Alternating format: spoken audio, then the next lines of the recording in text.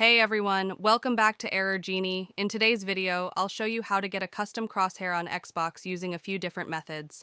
Whether you're looking for something built-in or a simple DIY solution, I've got you covered.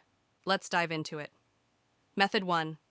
Use a gaming monitor with crosshair customization features. Some gaming monitors come with built-in crosshair customization options. Here's how to use them. Check your monitor's features. Look at your monitor settings or the user manual to see if it has crosshair overlays. Access the monitor menu. Use the buttons on your monitor to open the settings menu. Enable Crosshair Feature. Navigate to the Crosshair or Game Assist option, varies by brand, and select a custom crosshair design.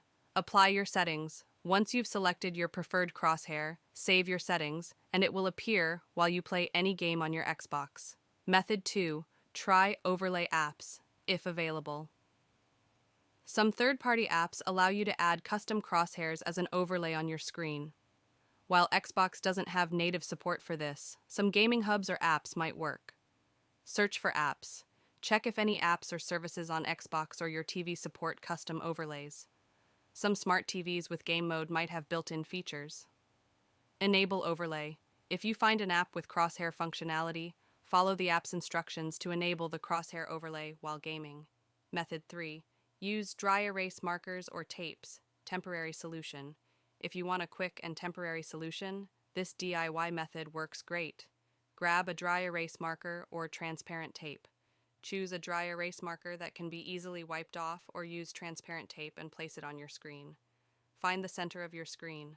Load up a first-person shooter or any game where a crosshair is normally present. Pause the game and mark the center of the screen.